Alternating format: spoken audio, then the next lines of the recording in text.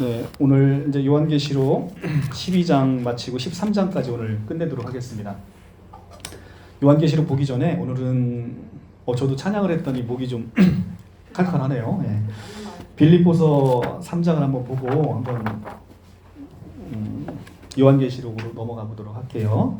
빌립보서 3장 4절부터 9절까지 제가 봉독해 올리겠습니다. 321조.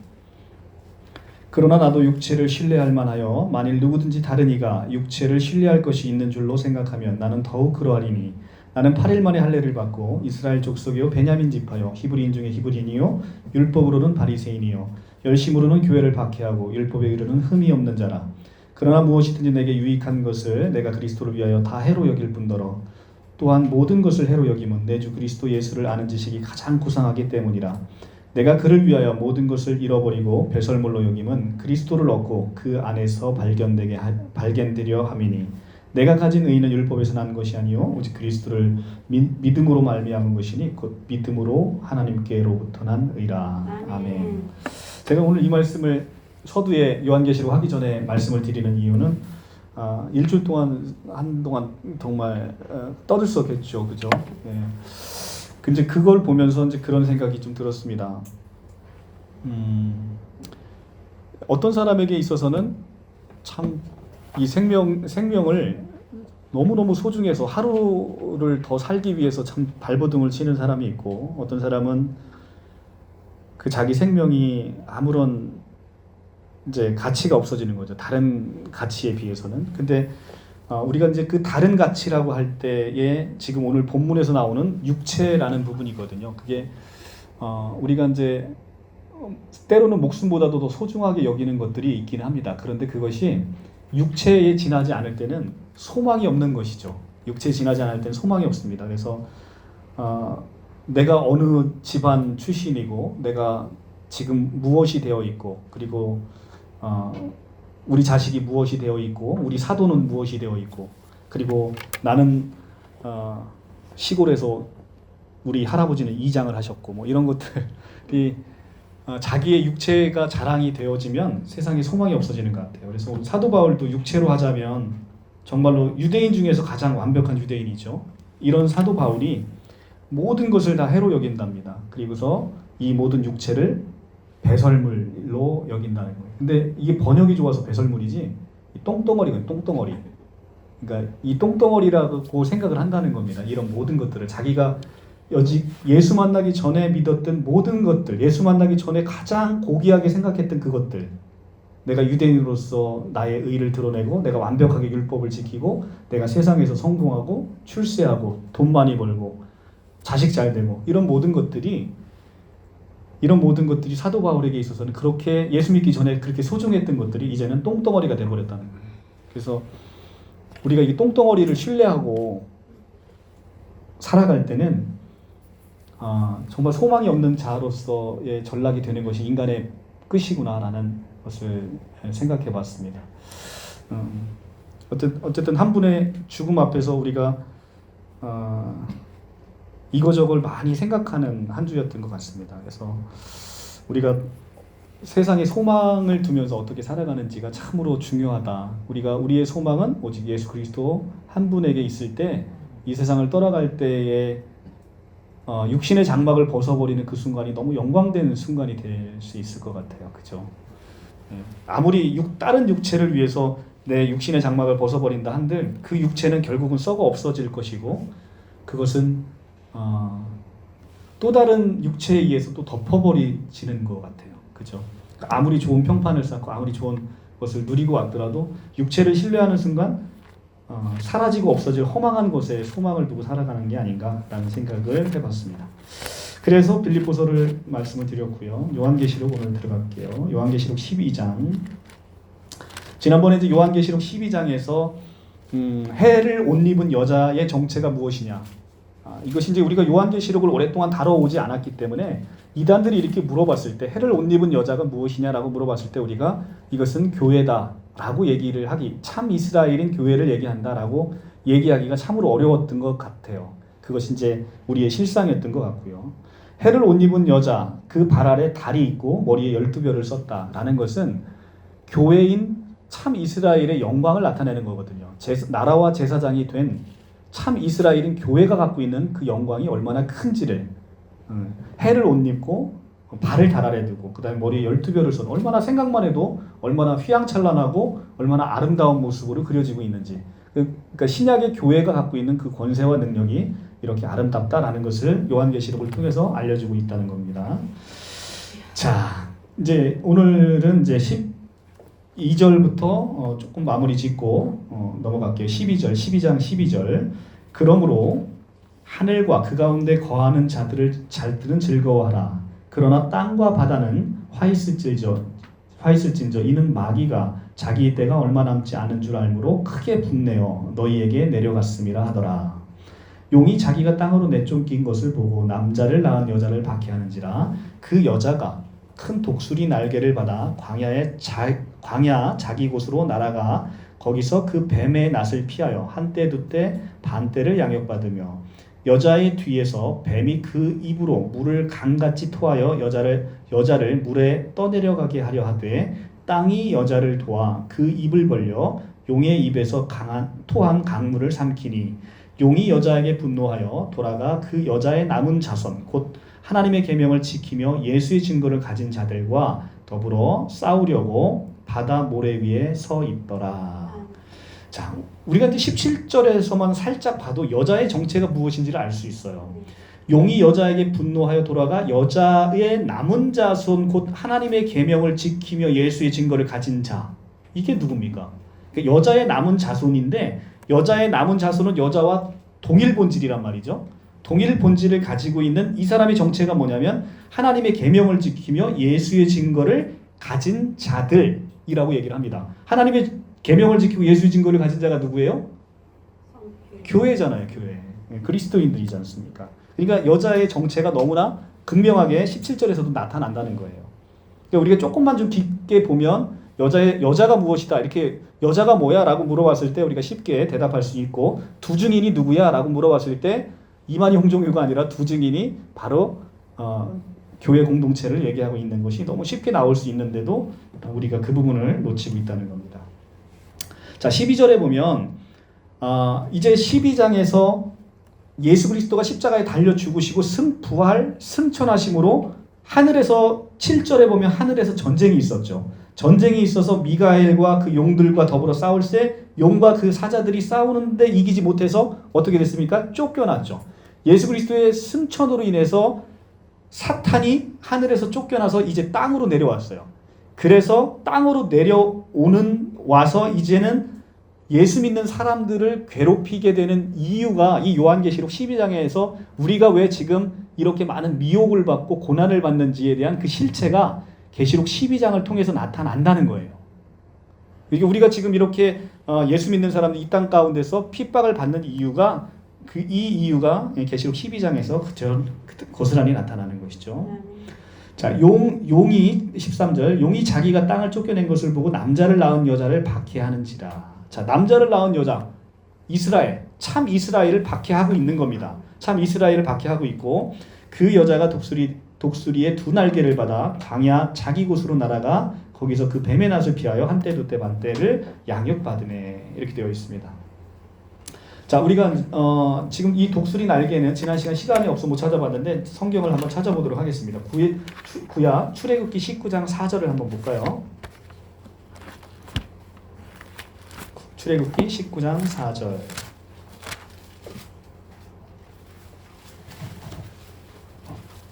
(111조)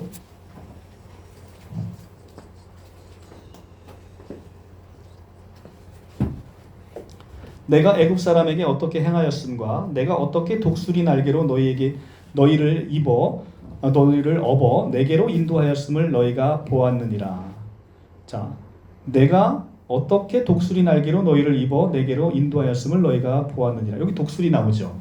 독수리 날개로 업어서 하나님께 인도하게끔 했다는 거예요. 하나님의 보호하심이 나오죠. 독수리 가운데.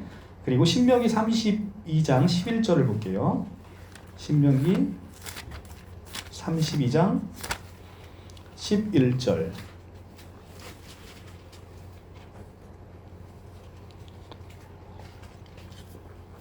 10절부터 볼게요. 여호와께서 그를 황무지에 짐승이 부르짖는 광야에서 만나시고 호위하시며 보호하시며 자기의 눈동자같이 지키셨도다. 마치 독수리가 자기의 보금자리를 어지럽게 하며 자기의 새끼 위에 너풀거리며 그의 날개를 펴서 새끼를 받으며 그의 날개 위에 그것을 업은 것 같이 여호와께서 홀로 그를 인도하셨고 그와 함께한 다른 신이 없었도다.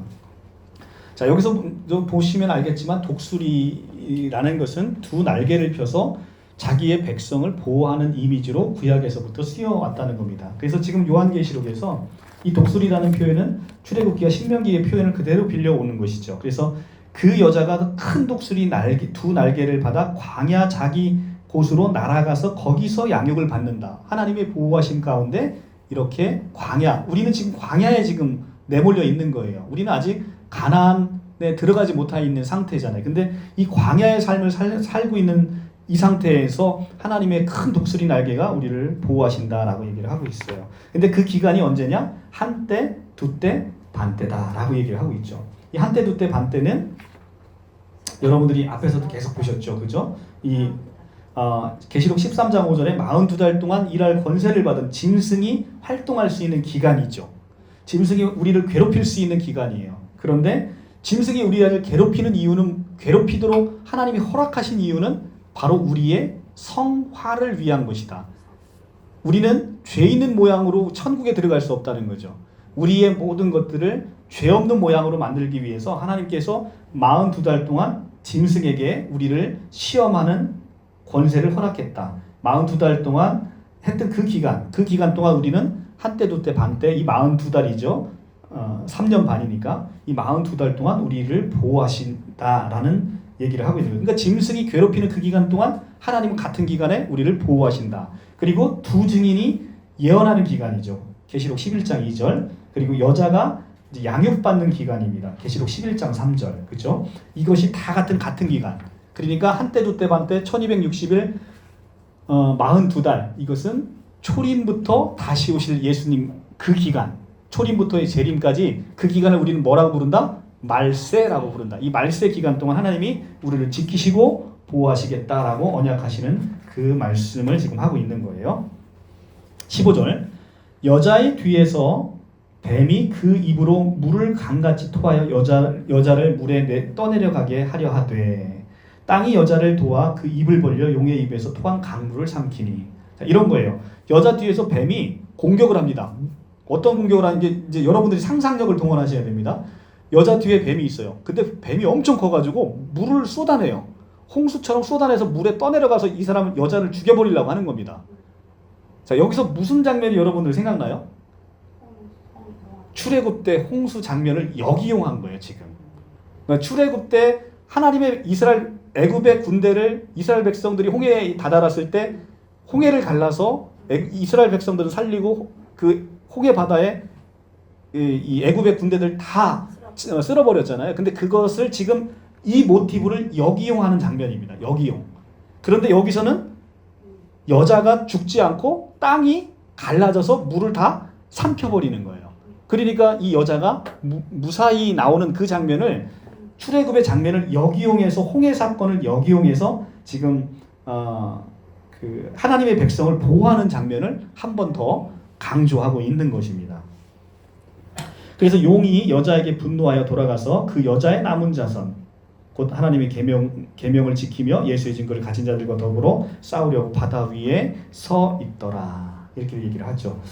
자, 이어서 지금 이제 그 12장 15절에서 16절 말씀은 이제 홍해를 역이용하고 있지요. 그래서 근데 이 말씀은 이제 우리가 암모스 8장 11절의 말씀하고 연관되어서 좀 생각을 해볼 필요가 있는데요. 실제로 이제 계시록 12장에서 이제 용이 물을 강같이 통해서 여자를 공격할 때 하나님은 그 물을 막아 여자를 구원해 주시죠. 그런데 이 말의 진짜적인 의미는 사탄이 여러 가지 육체적 물질적인 핍박과 함께 거짓 선지자, 그 다음에 거짓 목자들을 통해서 가짜 말씀을 홍수처럼 쏟아냄으로써 성도를 미혹하고 괴롭힌다는 영적인 의미를 함께 내포하고 있다는 거예요. 그러니까 오늘날 같이 우리 이만희 총회장님처럼 이렇게 거짓 목자들 나타나서 말씀이 왜곡돼서 많은 사람들이 미혹되어 있잖아요. 이제 그것을 영적인 의미로 이 강 물을 엄청나게 쏟아낸다라는 얘기는 사람들이 어떤 것이 진리인지를 알아낼 수 없을 만큼 많은 말씀들이 있는데 그 중에서 우리가 옥석을 갈아내기 어렵게 만든다는 거예요. 이게 이제 암모스 8장 11절에 암모스 선지자가 예언하고 있는 바란 말이죠. 자, 암모스로 가볼게요. 암모스 8장 11절.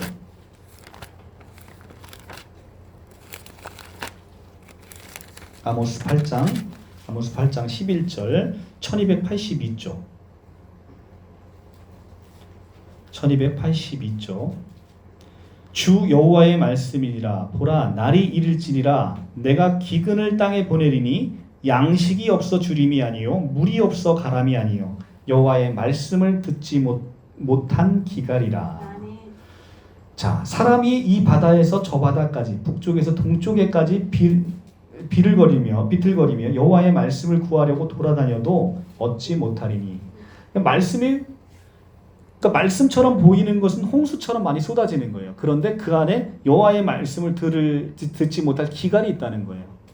그러니까 우리가 오늘날 많이 왜곡되어 있는, 제가 아까 서두에 오늘 빌립보서를 처음에 말씀을 드렸잖아요. 그러니까 교회에서 참 우스운 얘기입니다. 우리 이제 아이들이 이제 수능 시절 되면 교회마다 새벽기도, 특별 새벽기도 막 하잖아요, 그죠? 자, 특별 새벽 뭐 좋습니다. 이제 그런 걸 다 좋은데 이게 사실 교회 차원에서 우리 아이들 다 붙으면 남의 아이들은 더 어떻게 되는 거예요? 우리 아이들 다 붙고 남의 아이들은 다 떨어지는 건가요? 근데 참 어떻게 보면 이런 기도가 어떤 의미가 있는지는 모르겠습니다. 근데 우리가 계속해서 교회가 세상 것을 구하고 세상 것에 관심을 가지고 살아간다라고 할 때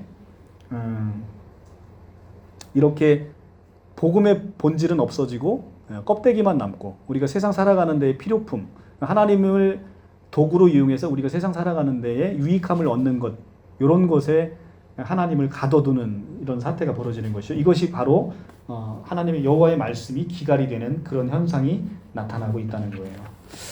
자, 계시록 12장 17절을 보면 용이 예수 그리스도의 십자가 부활로 말미암아 하늘에서 쫓겨난 사탄이죠. 이 용의 정체가. 근데 그 아이를 낳은 여자, 그 교회를 핍박하다가 하나님의 보호하심으로 실패하고 이제 마지막 총력을 기울인 일전을 불사하려는 모습으로 바다 모래 위에 딱 등장하는 겁니다. 이게 마지막 전투를 하기 위해서 딱 이제 그 사탄이 바다 모래 위에 아주 뭐 개폼을 잡고 딱 서 있는 모습이 나타나는 거예요. 이제 계시록 20장 7절 이후에 나오는 용이 1000년이 다 찬 후에 잠시 풀려나는 모습과도 이것은 맥을 같이 하고 있습니다. 사탄이 마지막에 총력을 기울여 교회를 핍박하게 되고 그 마귀의 세력들은 거기서 끝이 나게 되는 겁니다. 따라서 이 세상이 점점 살기 좋은 곳이 되는 게 아니라 점점 악해지고 그리스도인들은 점점 그리스도인으로서 삶을 살아내기가 힘들게 변하는 세상이 남아있다는 거예요. 그러니까 우리는 늘 장밋빛 미래 인생을 꿈꾸고 있잖아요. 근데 성경은 전혀 반대로 거꾸로 된 우리의 인생을 얘기하고 있죠. 이제 코로나 바이러스는 이제 시작에 지나지 않는다는 겁니다. 앞으로는 우리 자식 세대, 우리 손자 세대에서는 이제 지금 우리가 이렇게 마스크 쓰고 있는 거 이런 것도 너무 일상일 것이고 지금보다 더 두려운 시대, 더 혼란한 시대, 그리고 더 영적으로 힘든 시대를 우리가 맞이하게 된다라는 겁니다. 그래서 그 시대 안에서 우리가 지금 우리가 가지고 있는 이 육신의 소망, 육신의 생명의 소망, 그 다음에 세상 것들에 대한 소망을 가지고 사는 사람은 세상이 정말 살기 싫은 세상이 되는 거죠. 육신의 장막이 아니라 하늘의 소망을 두고 영원한 생명을 사모하는 사람이 이어야만이 그 세상을 견디며 살아낼 수가 있다는 거죠. 그런 시대가 점점 돌아오고 있다는 겁니다. 13장, 자, 계시록 13장은 이제 드디어 무시무시한 짐승이 나타납니다. 자, 계시록 13장을 제가 쭉 읽어드리고 말씀을 나눠보도록 하겠습니다. 13장, 제가 13장을 읽을 때 여러분들은 머릿속에 상상을 한번 해보셔야 됩니다. 지금 이 13장에서 나오는 이미지를 상상을 한번 해보세요. 내가 보니 바다에 한 짐승이 나오는데, 자, 바다에서 짐승이 나옵니다. 자, 그리고 이후에는 땅에서도 짐승이 나올 거예요. 이것을 지금 우리는 바다 짐승을 보고 있어요. 바다에서 한 짐승이 나오는데 뿔이 열이요 머리가 일곱. 여기도 일곱 머리 열 뿔이죠. 뿔이 열이요 머리가 7이라 그 뿔에는 10왕관이 있고 그 머리에는 신성모독하는 이름들이 있더라. 무섭잖아요, 그죠? 내가 본 짐승은 표범과 비슷하고 그 발은 곰의 발 같고 그 입은 사자의 입 같은데 용이 자기 능력과 보좌와 큰 권세를 그에게 주었더라. 자, 바다에서 나온 짐승이 있는데 이 짐승에게 누가 능력과 보좌와 권세를 줍니까? 용이 줘요.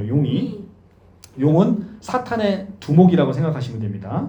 자, 그의 머리 하나가 상하게 되어 죽게 된 것 같더니 그 죽게 되었던 상처가 나음에 온 땅이 놀랍게 여겨 그 짐승을 따르고.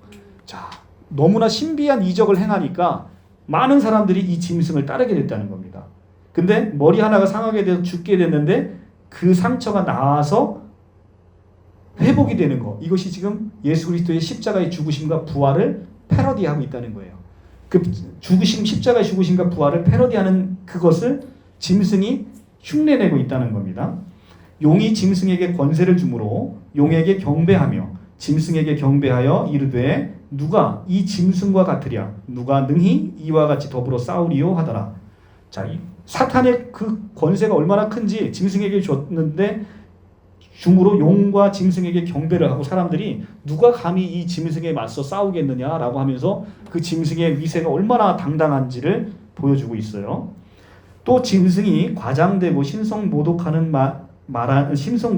말하는 입을 받고 42달 동안 일할 권세를 받으니. 자, 짐승이 과장되고 신성모독을 말하는 입을 받고 42달 동안 일할 권세를 받았답니다. 이 42달 동안 일할 권세는 하나님으로부터 받은 권세예요. 그러니까 모든 주권이 하나님의 통제 아래 있다는 거예요. 하나님의 통제 아래 이 짐승을 사용하고 있다는 겁니다. 짐승이 입을 벌려 하나님을 향하여 비방하되 그의 이름과 그의 장막 곧 하늘에 사는 자들을 비방하더라. 그렇죠. 짐승은 이렇게 꼭 하나님과 하나님을 믿는 자들을 이렇게 비방하게 되어 있어요. 이게 짐승의 속성이죠.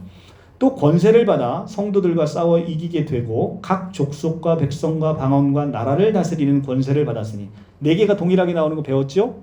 이게 뭐라고요? 사방, 온 땅을 얘기하는 온 세상을 얘기합니다. 족속과 백성과 방언과 나라를 다스리는 권세를 받았으니 죽임을 당한 어린 양의 생명책에 창세 이후로 이름이 기록되지 못하고 이 땅에 사는 자들은 다 짐승에게 경배하더라.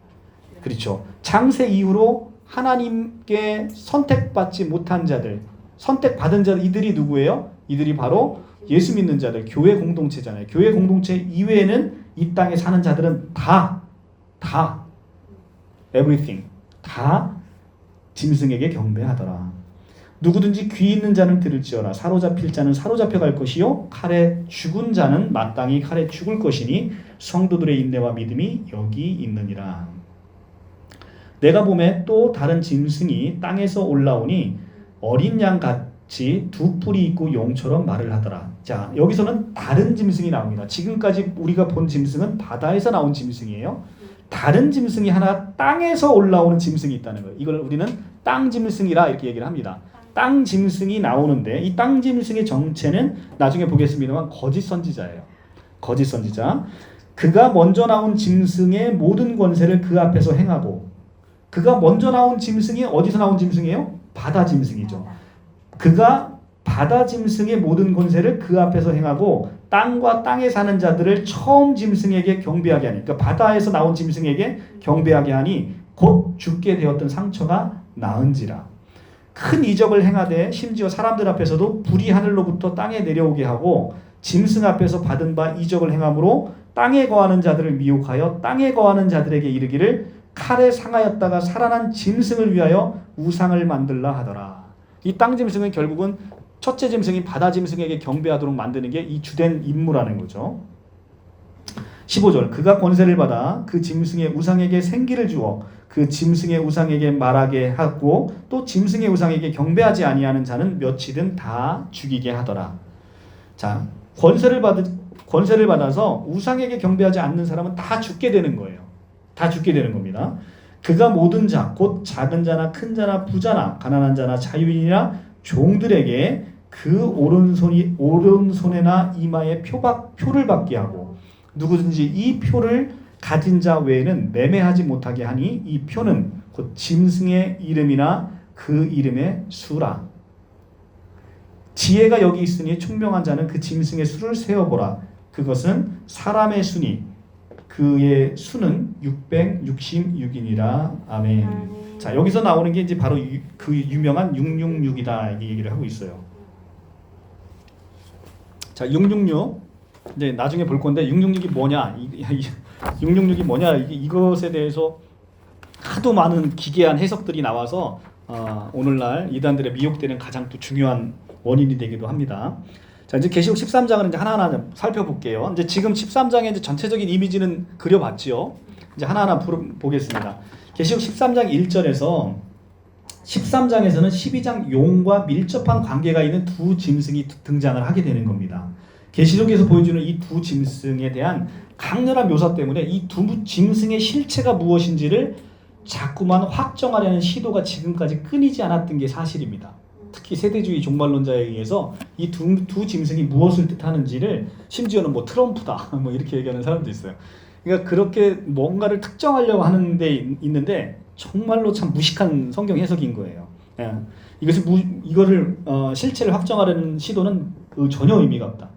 신천지에서는 이 바다에서 나온 짐승을 바다는 세상이요, 짐승은 비유한 목자라고 하면서 바다에서 나온 짐승을 기성교회 지도자들과 목자들이다라고 주장을 합니다. 그러니까 우리 목사님 같은 사람이 저기 신천지에서는 바다에서 나온 짐승인 거예요. 네, 그래서 그러나 바다에서 나오는 짐승이라는 것은 이게 다니엘 7장 2절부터 7절을 인용한 거예요. 여기 계시록을 손가락 끼고요. 다니엘 7장으로 넘어가 보겠습니다. 다니엘 7장 2절.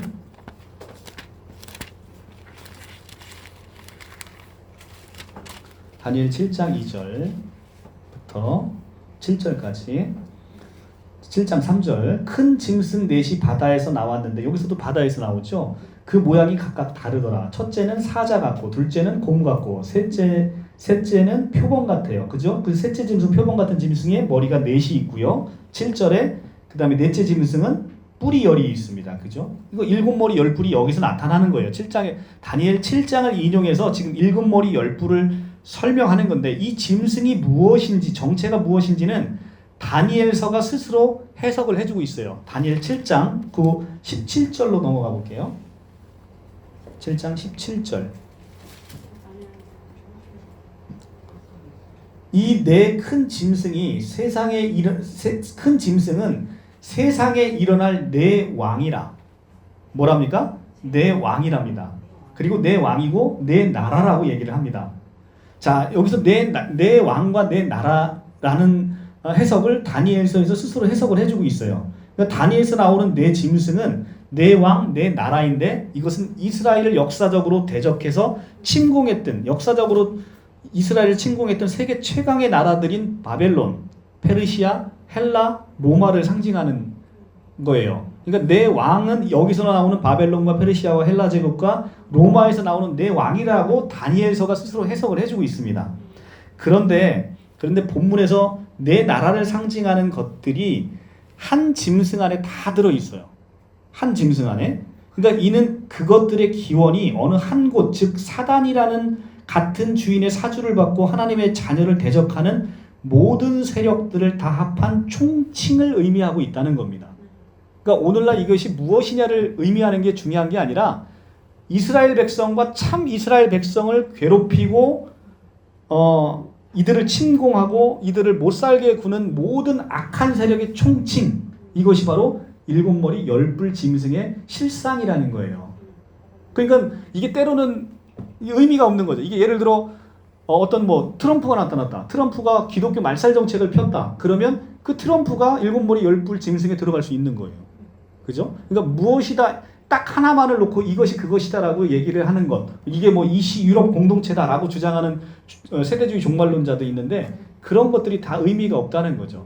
이것이 무엇이냐라고 얘기할 때는, 그것은 우리가 역사적으로 비춰봤을 때 우리가 반복음적인 것, 그것이 때로는 어떤 세계관일 수도 있어요. 그죠? 어떤 세계관. 그러니까 예를 들어 17, 8세기 나타난 이성주의, 합리주의가 적그리스도적인 시각이잖아요. 그게 신본주의가 아니라 인본주의 정책을 표방함으로 인해서 모든 그리스도의 신성을 부인하는 것들.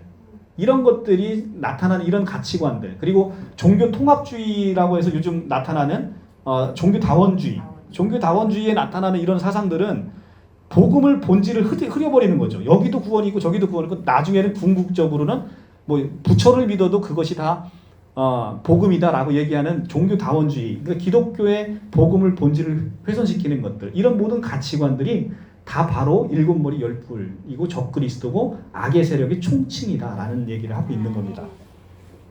그래서 이게 뭐 공산주의다, 어떤 사람은 교황주의다, 물질주의다, 뭐 이렇게 얘기를 하고 있는데 이런 모든 것들이 여러 인물이나 사상, 철학, 이념 이런 것들이 다 들어가서 이 짐승이 될 수 있는 거예요. 그래서 어느 한 인물이나 한 나라, 한 사상만을 지칭하는 성경 해석은 아주 가난하고 빈곤한 성경 해석이 될 수밖에 없는 것이죠.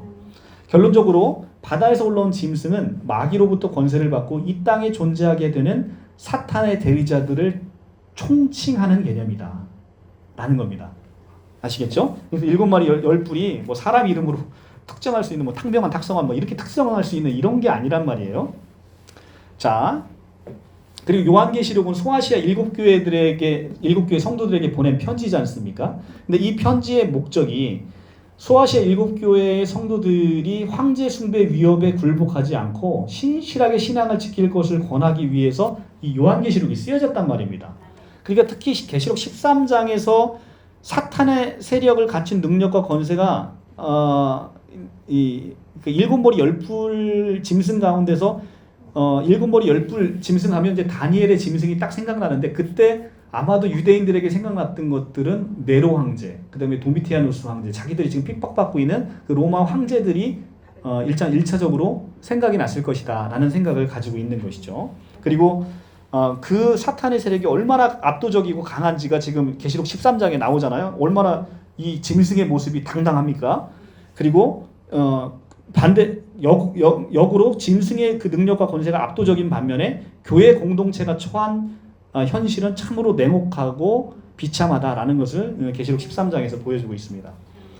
자, 계시록 13장 3절에서 바다에서 올라온 짐승이 십자가에 죽고 부활하신 예수 그리스도를 패러디하고 흉내내고 있습니다. 그죠? 머리 하나가 상하게 죽게 된 것 같더니 죽게 된 건 상처가 나음에 라는 것은 우리가 항상 짐승은 그냥 예수와 상관없이 짐승이 되는 게 아니에요. 거짓 선지자는 항상 복음과 상관없이 거짓 선지자가 되는 게 아닙니다. 다 뭘 팔아먹어요? 예수 그리스도를 팔아먹는 거죠. 그리고 예수 그리스도를 흉내낸단 말이죠. 결국은 처음에는 잘 나가요. 잘 나가다가 끝에서는 자기가 예수를 그 자리에서 끌어내리고 자기가 그 자리에 올라가는 게 이것이 바로 적그리스도의 정체, 사탄들의 정체라는 거죠. 자, 신천지가 금지옥엽하고 있는 데살로니가 후서로 한번 가볼까요? 데살로니가 후서.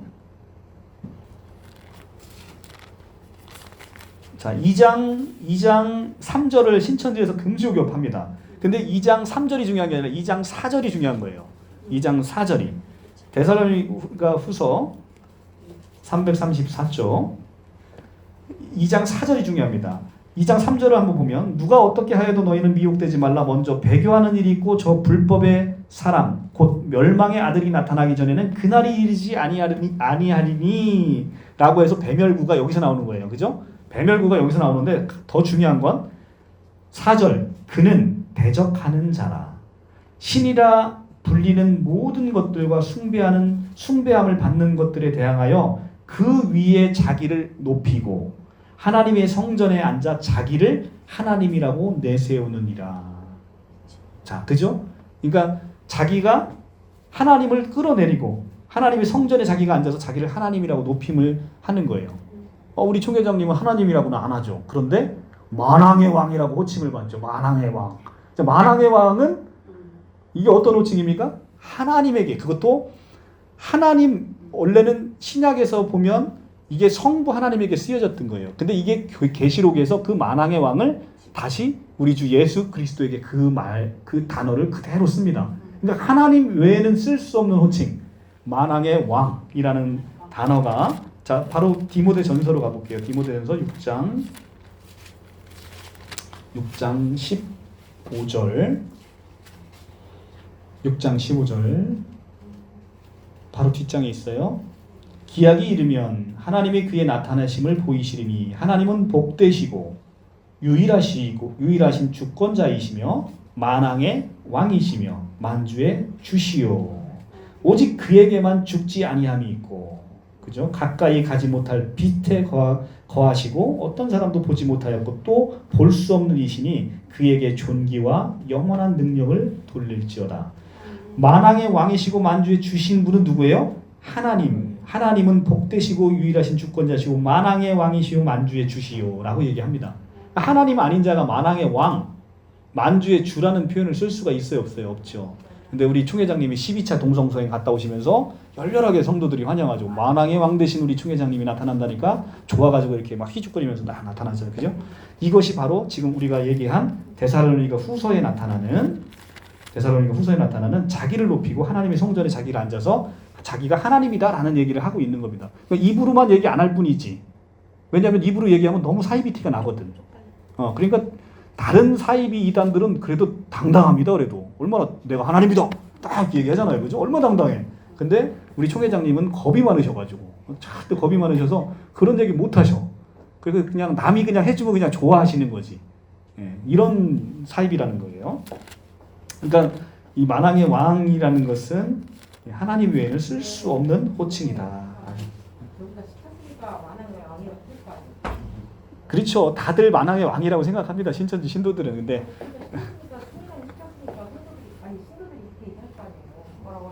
뭐 시켰는지까지는 제가 증거를 못 봐서 모르겠는데 어찌됐든 그걸 보시고 너무 좋아하십니다. 네. 자, 그래서 자 그리고 이제 계시록 13장에 가면 짐승이 둘이 나오잖아요. 바다에서 나온 짐승이 나오고 땅에서 나온 짐승이 나옵니다. 그리고 용은 이 짐승들의 우두머리예요. 여기서 지금 뭐가 나옵니까? 악의 삼위일체가 나오는 거예요. 악의 삼위일체. 사탄과 바다 짐승과 땅 짐승에서 악의 삼위일체가 하나님의 삼위일체를 그대로 흉내내는 삼위일체가 나오게 되는 거예요. 이 계시록 13장에서. 자, 그리고 13장 5절에서 42달 동안 일할 권세를 받아요. 이 42달 동안 일할 권세를 받는다는 것은 첫째는 42달이라는 그 시간이 한정됨으로 인해서 마귀의 끝은 반드시 도래한다. 그러니까 우리를 미혹할 수 있는 시간은 42달로 한정되어 있다는 거예요. 아무리 지가 날고 겨도 42달을 넘어갈 수 없는 거예요. 그러니까 예수 그리스도의 십자가의 죽으심과 부활하심의 초림에 시작돼서 재림에 다시 오실 때 재림 이후에는 결국은 이 마귀는 소멸될 수밖에 없는 것이다 라는 걸 우리가 보고요. 이 42달은 마귀가 유혹할 수 있는 기간이지만 이 기간은 아까도 말씀드렸지만 계시록 11장 2절에서 두 증인이 예언하는 기간이고 계시록 11장 3절에서 여자가 양육받는 기간이고 계시록 여자가 양육받는 기간이죠. 그래서 다 같은 기간입니다. 42달, 한때 두때 반때 3년 반. 그죠? 이것이 이제 구약에서부터 이어지는 종말론적인 시간에 대한 표현 방법인 거예요. 유대인들의 표현 방법. 그죠? 자, 그리고 아까 제가 이제 보다가 안 봤는데 계시록에 아까 만왕의 왕 만주의 주라는 표현을 계시록 17장 한번 넘어가 볼게요. 계시록 17장 14절에 가면 자, 아까는 디모데전서 6장 15절에서는 하나님에게 성부 하나님에게 만왕의 왕 만주의 주라는 표현을 썼는데 계시록 17장 14절에 가면 우리 주 예수 그리스도의 어린 양을 어떻게 표현하나 볼게요. 그들은 어린 양과 더불어 14절입니다. 17장 14절. 그들이 어린 양과 더불어 싸우려니와 어린 양은 만주의 주시요 만왕의 왕이심으로 그들을 이기실 터이요. 어린 양이 뭐랍니까? 만왕의 왕 만주의 주라고 얘기를 합니다. 어린 양이신 예수 그리스도에게 하나님에게 썼던 표현이 그대로 쓰여집니다. 자, 예수님이 누구시라는 거예요? 하나님이시라는 거예요. 예수님이 하나님의 영을 받아서 하나님처럼 된 게 아니라 예수 그리스도는 본질이 하나님이시다라는 겁니다. 계시록에서 그걸 우리에게 얘기해주고 있죠. 자, 그래서 짐승이 받은 고난은 42달이다. 42달을 넘어서 우리를 미혹할 수 없고, 이 미혹의 기간은 짐승에게 부여된 기간은 이제 한계가 있다라고 얘기하고 있고요. 자, 그리고 하나님의 주권 아래서 이 42달의 권세가 부여된다는 겁니다. 그래서 하나님의 주권 아래 하나님의 허락하심 속에서도 짐승이 활동하는 거기 때문에 모든 우주의 이 삼라만상은 누가 지배하고 계시다? 하나님이 지배하고 계시는 것이다. 마귀의 세력은 단순히 핍박으로만 공격하는 게 아니라 미혹을 통해서도 우리를 공격해 온다는 겁니다. 그러니까 하나님이 아닌 세상의 매력적인 힘과 권력과 돈과 명예를 추구하게 만들어버리고 결국은 허망한 신기루를 쫓다가 죽어가게 만드는 무시무시한 미혹, 이것으로 우리를 공격하고 있다는 거예요. 그래서 지난 한 주 동안 이제 우리가 이제 굉장히 큰 상실감을 갖고 있었게 만들었던 그 사건도 결국은 이렇게 명예를 추구하고 이렇게 가다 보면 우리 인생들이 누구나 다 똑같다는 거예요. 누구나 다 모든 인간들이 다 더럽기 짝이 없죠. 다 더럽기 짝이 없고 다 범죄하기 짝이 없고 아마 자기를 도려다보면 누구 하나 삿대질 할 수 있는 사람이 아무도 없을 겁니다. 예수님이 그 부정한 여인에게 돌 던지는 이스라엘 백성들에게 얘기하잖아요. 누구든지 죄 없는 자가 돌을 던지라 얘기하는데 아무도 돌 던질 수 없잖아요. 우리 인간이라는 게 다 그렇다는 겁니다. 그런데 중요한 건 소망이 어디에 있느냐. 소망이 어디에 있느냐. 소망이 이렇게 썩어질 것들, 우리가 돈과 권력과 명예에 썩어질 것들에 우리 소망을 두고 살아가면, 그리고 이것이 바로 사탄의 공격하는 무기라는 거죠. 우리 소망을 예수 그리스도에게 두지 못하고 세상 것에 두게 만드는 것, 이것이 바로 사탄이 공격하는 중요한 무기다라는 거 하고 있는 거예요. 그러니까 우리가 정신을 바짝 차리지 않으면 이런 것에 쉽게 넘어간다는 거죠. 그래서 근데 우리가 이 무시무시한 이 미혹과 사탄의 공격을 받아낼 수 있는 유일한 무기가 뭐예요? 바로 어린 양의 피밖에는 없다는 겁니다. 어린 양의 피를 의지하는 거예요. 그래서 어린 양이 이건 이제 구약에서부터 계속 나타나는데, 어린 양은 사실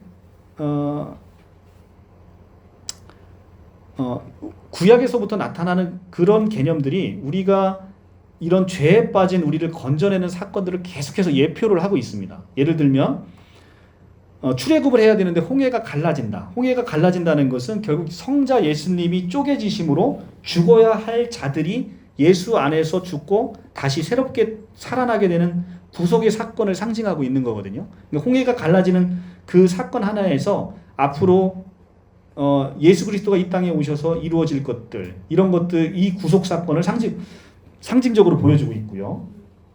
그리고 홍해에 빠져 죽는 게 애굽 쪽에서 보면 옛사람들이 다 바다에 빠져 죽고 있고, 가나안 쪽에서 보면 새로운 사람들이 살아서 올라오는 사건이 바로 홍해 사건인 겁니다. 그러니까 우리 옛사람이 죽고 새 사람이 올라오는 거예요. 그러니까 홍해의 갈라짐으로 인해서 홍해에 들어가는데, 홍해에서 나올 때는 옛사람이 그 안에서 죽고 가나안에서 보면 새 사람이 살아서 올라오는 이런 사건을 얘기하고 있습니다. 그리고 만나는 하늘로부터 오는 떡이라고 말씀하시는 예수 그리스도를 상징하고 있고요. 반석의 물도 마찬가지로 고린도전서 10장 1절에 우리에게 따르는 반석이 있었으니 이 반석은 곧 그리스도시라. 그러니까 항상 우리를 따라다니시면서 우리의 갈급함과 해갈함을 늘 우리에게 충족해서 주셨다는 거죠. 그 따라다니는 반석이 있었다는 겁니다. 그 반석은 바로 예수 그리스도. 그 반석이 매를 맞음으로 우리가 이 자유함을 얻고 우리가 해갈함을 얻는 거죠. 그것이 이제 구약에서 나타나는 사건들을 통해서 그리스도가 이 땅에 오셔서 우리에게 이룬 영적인 구속 사건을 이야기해주고 있다라고 얘기를 하는 겁니다. 계시록 13장 5절에서 7절, 짐승이 족속과 방언과 백성과 방언과 나라를 다스리는 권세를 받았다고 합니다. 여기서 이제 4번 비슷한 단어가 나오는 것은 온 세계 사방을 뜻한다고 이미 여러 차례 배웠지요. 그리고 성도와 싸워 이긴다고 합니다. 그래서 언뜻 보면 성도는 이 짐승에게 싸워서 지는 거예요. 그런데 반대로 가서 보시면 계시록 15장 2절에 가서 보시면 15장 2절에 가서 보시면 내가 보니 불이 섞인 유리바다와 같은 것이 있고 짐승과 그 우상들과 그의 이름의 수를 이기고 벗어난 자들. 자, 이 짐승과 우상을 이기고 벗어난 자들이 있다는 거예요. 이걸 바로 계시록 2, 3장에서 이기는 자라고 얘기하고 있는 거거든요. 이 이기는 자들이 있는데 이들이 바로 교회고 이들은 결국은 이긴다는 거예요. 근데 지금 요한계시록 13장에서 보면 성도들과 싸워 이기게 되고 라고 해서 겉으로의 모양은 누가 이기는 거예요? 짐승이 이기는 거예요. 그런데 실제는 그 죽음으로 인해서 누가 이기는 거예요? 성도들이 이긴다는 거죠. 자, 이게 예수 그리스도가, 이건 이렇게 생각해 보시면 너무 쉬워요. 예수 그리스도가 이 땅 가운데서 오셔서 십자가에 달려 죽으실 때 얼마나 이스라엘 백성들이 조롱을 했습니까? 네가 하나님의 아들이고 거기서 내려와 봐라. 그리고 이 로마 군병들을 다 쓸어버려라. 그런데 너무 힘없이 죽으셨잖아요. 너무 힘없이 죽었던 그 어린 양, 그것을 성경은 뭐라고 부르냐면 승리했다라고 부르고 있는 거예요. 마귀가 그걸 막으려고, 예수님이 십자가에 달려 죽으시는 걸 막으려고 얼마나 마귀들이 노력을 했는데 그럼에도 결국은 예수는 그 길을 가셨죠. 그 길을 가셨는데 그 힘없이 죽은 그 사건을 성경은 이겼다라고 얘기를 한다는 거죠. 세상을 다 이겼다라고 얘기를 한다는 거예요. 지금 똑같이 계시록 13장 7절에서 성도들이 짐승과 싸워 죽었어요. 짐승과 싸워 죽은 그거를 성도들과 싸워 짐승이 이겼다라고 표현을 하지만 결국은 15장 2절에서 뭐라고 표현하냐면 이것이 짐승과 싸워 죽는 이것이 성도들이 이기는 길이다라고 예수 그리스도가 가시는 그 길을 똑같이 걸어가도록 성도들에게 얘기를 하고 있죠. 성도라는 건 뭡니까? 크리스찬이 뭐라는 거예요? 예수가 가신 길을 따라가는 거란 말이죠. 그게 바로 그리스도인이에요. 예수가 언제 잘 먹고 잘 살았습니까? 예수가 언제 권력과 명예를 탐하시고 그렇게 사셨습니까? 그런데 우리의 교회는 계속해서 부와 명예와 권력을 추구하고 왔다는 거죠. 이게 종교개혁의 기독교하고는 너무나 종교개혁 1517년에 종교개혁이 일어나고 나서 지금까지 시간이 오면서 너무나 많이 변질됐다는 거죠. 너무나 많은 것들이 이미 500년이 지나오면서 너무나 많은 것들이 복음이 변질이 돼버렸다는 거예요. 그래서 이제는 지금 그래서 다시 한번 깨어있는 사람들이 다시 한번 종교개혁을 부르짖는 이유가 바로 그것이죠. 자, 그래서 언뜻 보면 이게 모순되는 것처럼 보이지만 우리는 이렇게 해서 이렇게 죽는 것이 이제 결국은 이기는 것이다. 그래서 고난과 핍박의 시간을 지내서 우리가 짐승과 싸워 우리가 죽을지라도 그것을 성경에서는 그것을 승리라고 부르고 있고, 하나님이 사탄을 그때까지 42달 동안 이용하시고 나서 그 자신의 백성들을 정금같이 빚어서 성화시켜 내기 위해서 이 사탄을 통해서 사탄을 이용하고 계신 것이다. 그래서 욥기 23장 10절에 내가 가는 길을 그가 아시나니 그가 나를 단련하신 후에는 내가 정금같이 나오리라 라고 얘기를 하고 있는 거죠. 그죠? 내가 가는 길을 오직 그가 아시나니 그가 나를 단련하신 후에는 내가 정금같이 나오리라. 이 욥기 23장 10절 굉장히 유명한 성구잖아요. 이것이 지금 계시록에서 얘기하고 있는 바로 그 말씀을 하고 있는 거죠. 자, 짐승이 겉으로는 이기는 것처럼 보이지만 15장 2절에 가면 분명히 나와 있듯이 성도들이 이기게 되는 과정일 뿐이다 라는 걸 알 수 있고요. 계시록 13장 9절에 가면 하나님께서 귀를 열어주지 않으면 절대 알아들을 수 없다라는 것을 우리가 확인할 수 있어요. 누구든지 귀가 있거든 들을지어다. 귀가 있는데 귀가 없는 사람이 있나요? 그런데 여기서 얘기하는 귀라는 건 들을 귀를 얘기하는 거죠. 하나님께서 열어주셔야만 들리는 것이죠. 열어주셔야만. 계시록 13장 10절에는 계시록 13장 10절은 좀 해석하기가 좀 이 개역 개정으로 보면 좀 어렵죠. 사로잡힐 자는 사로잡힐 것이요 칼에 죽을 자는 마땅히 칼에 죽을 것이니 성도들의 인내와 믿음이 여기 있느니라. 이게 이제 표준 세번역으로 읽으면 이렇습니다. 사로잡혀 가기로 되어 있는 사람이면 사로잡혀 갈 것이요 칼에 맞아 죽임을 당하게 되어 있는 사람이면 칼에 맞아 죽임을 당할 것이라. 여기에 성도들의 인내와 믿음이 필요하다라고 얘기를 하고 있어요. 이게 이제 표준 세번역인데, 그러니까 결국은 하나님의 선택되어 있는 백성들은 우리가 칼에 맞아서 죽음을 당할지라도 죽음을 당할 사람은 죽음을 당하게 되는 거예요. 그런데 여기에 성도들의 인내와 믿음이 끝까지 굴하지 않는 짐승에게 굴하지 않는 인내와 믿음이 여기서 필요하다. 그리고 이 인내와 믿음은 바로 예수 당신이 그 힘을 우리에게 주실 것이다. 그러니까 우리가 도무지 이 짐승을 이길 힘이 없어요. 이 힘은 결국은 내 안에 있는 예수에게 나오는 인내와 믿음이라는 거죠. 그래서 그것을 우리에게 주겠다라고 얘기를 하고 있는 겁니다. 자, 이 계시록 13장 10절에 나오는 표현은 이게 이제 그냥 나오는 표현이 아니라 이게 예레미야서를 인용하고 있는 표현이에요. 예레미야서를 한번 가볼게요. 예레미야 15장. 예레미야 15장 2절.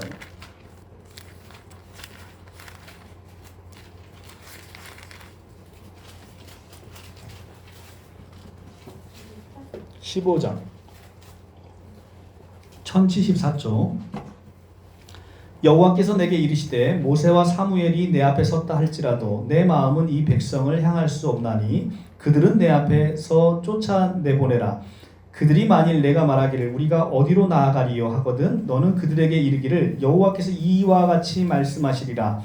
죽을 자는 죽음으로 나아가고 칼을 받을 자는 칼로 나아가고 기근을 당할 자는 기근으로 나아가고 포로될 자는 포로됨으로 나아갈지니라 하셨다 하라. 자, 지금 계시록의 표현하고 비슷한 표현이 나오죠. 자, 여기만 있는 게 아니고 예레미야서의 43장 11절에 가시면 43장 11절.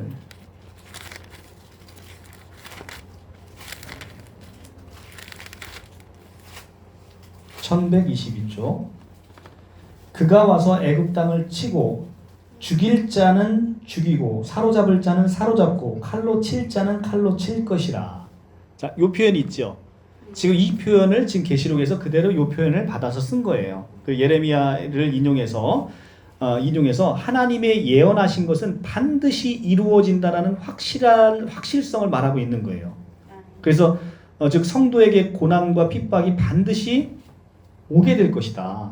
성도에게 고난과 핍박이 반드시 오게 될 건데, 그래서 계시록 10절에 가시면 13장 10절에 가시면 지금 이제 이 표현을 그대로 쓰시면서 너희는 분명히 이 세상에서 사로잡히게 될 것이고 칼에 죽게 될 거야.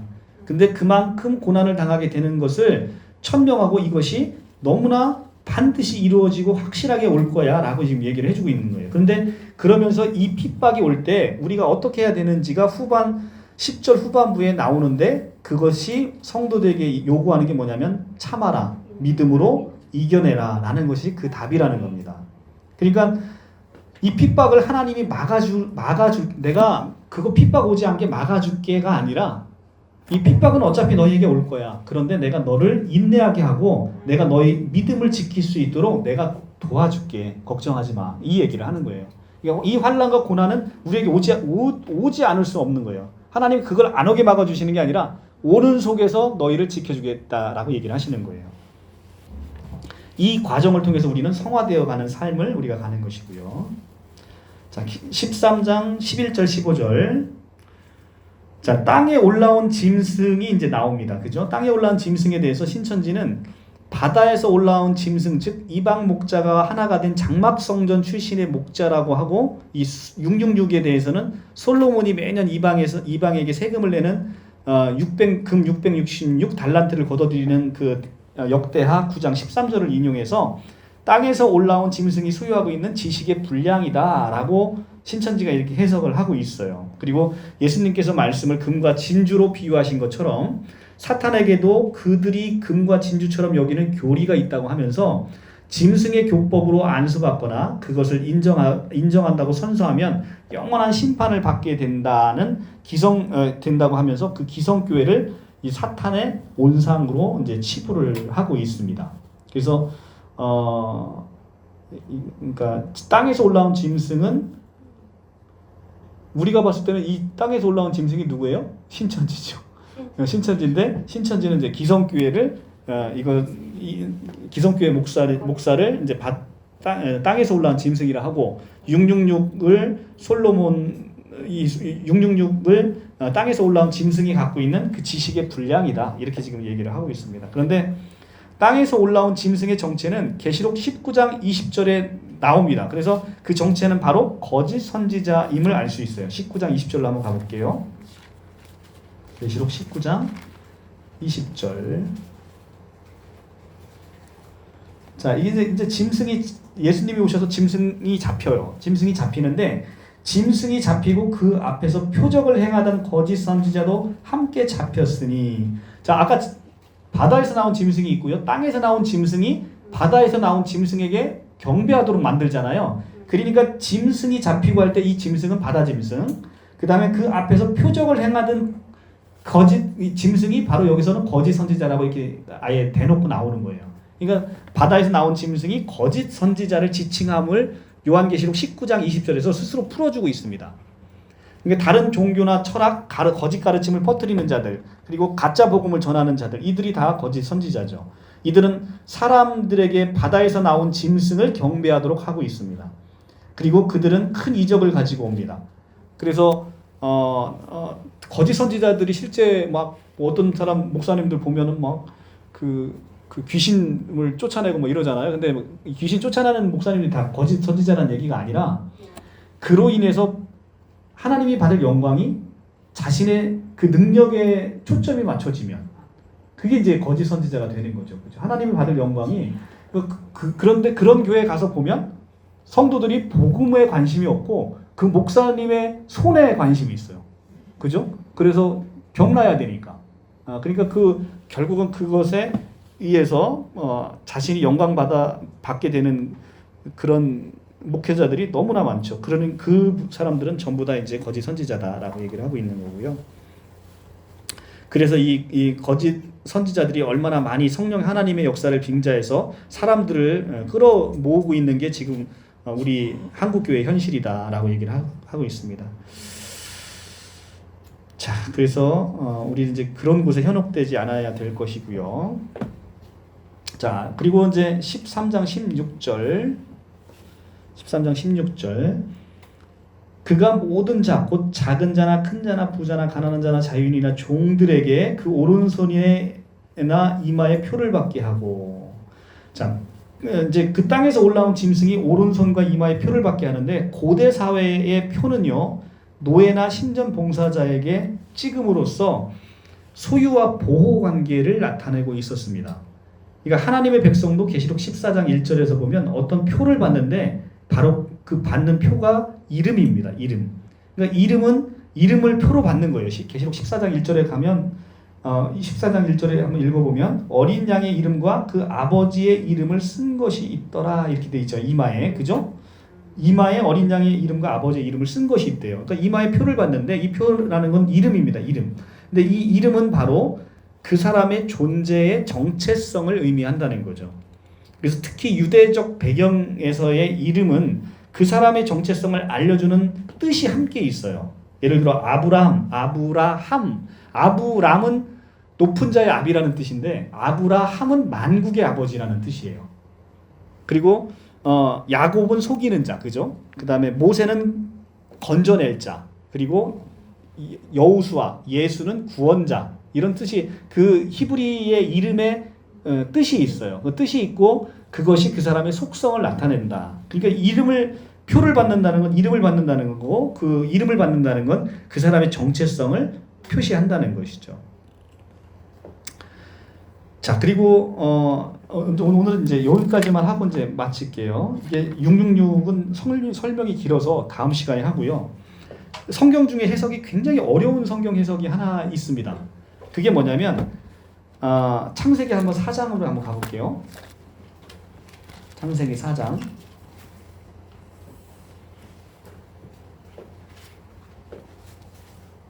창세기 4장은 여러분들이 잘 알다시피 가인과 아벨입니다.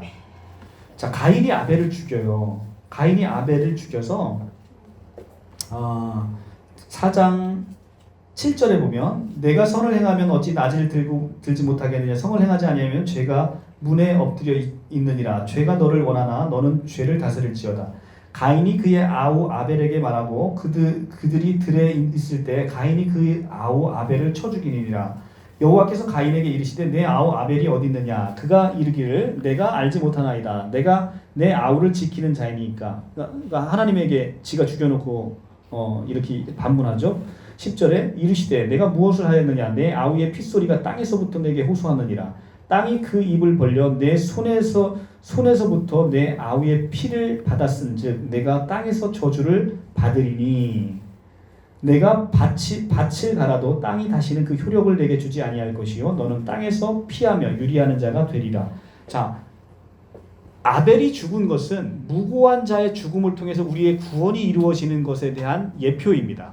그리고 그 아벨을 죽인 가인은 지금 분명히 저주를 받고 있어요. 그죠? 저주를 받고 있는데 밑에 보면 13절에 가인이 여호와께 아뢰되 내 죄벌이 지기가 너무 무거우니이다. 주께서 오늘 이 지면에서 나를 쫓아내시온즉 내가 주의 낯을 배웁지 못하리니 내가 땅에서 피하여 유리하는 자가 될지라. 무릇 나를 만나는 자마다 나를 죽이겠나이다. 이렇게 가인이 얘기를 합니다. 그래서 15절에 여호와께서 그에게 이르시되 그렇지 아니하다. 가인을 죽이는 자는 벌을 7배나 받으시리라 하고 가인에게 표를 주사 그를 만나는 모든 사람에게 죽임을 면하게 하시리라.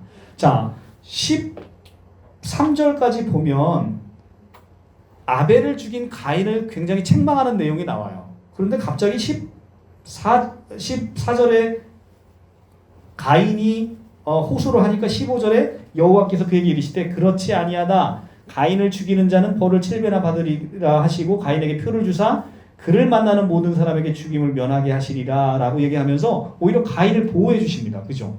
갑자기 앞에 내용과 뒤에 내용이 좀 상충되는 느낌이 들죠.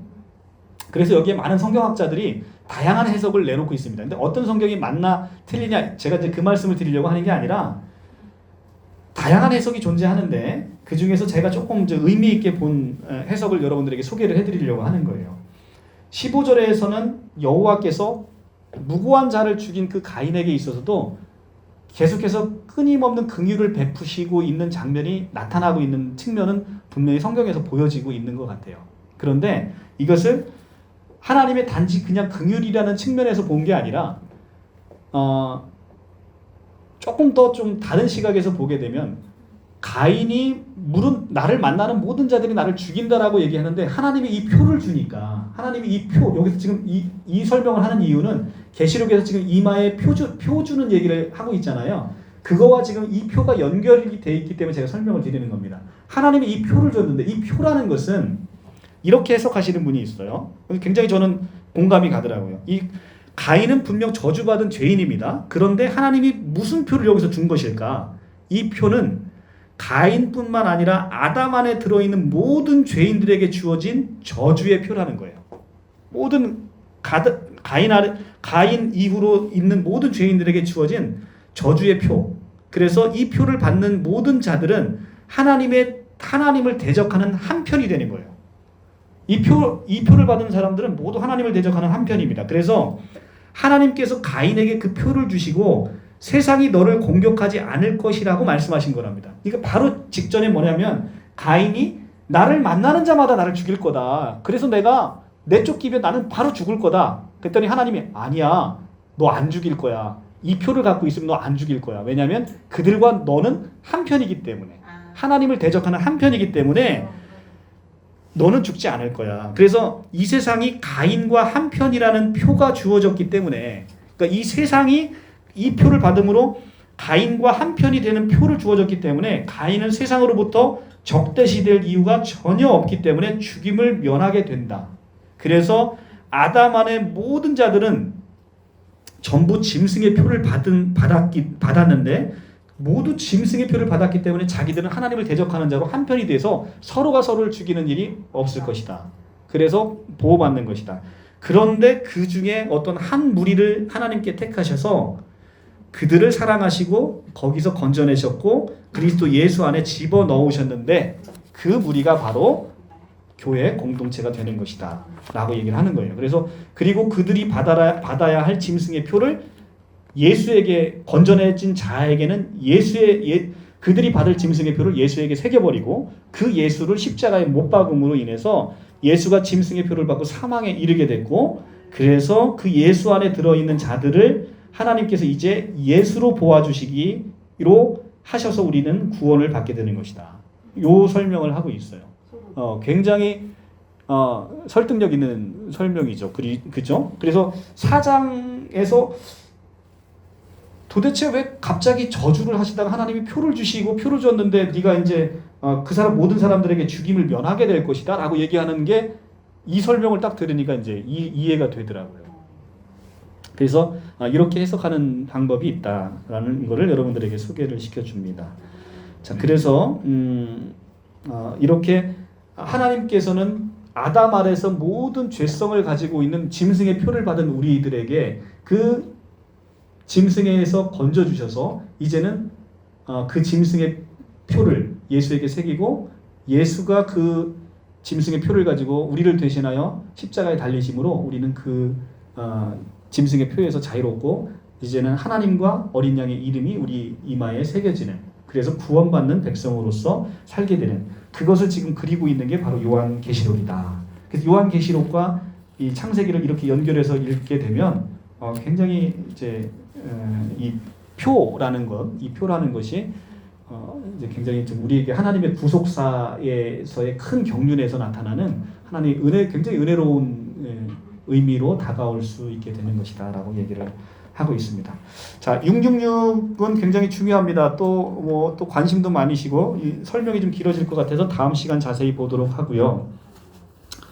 오늘은 이제 요한계시록 13장의 강의는 여기서 마치도록 하겠습니다.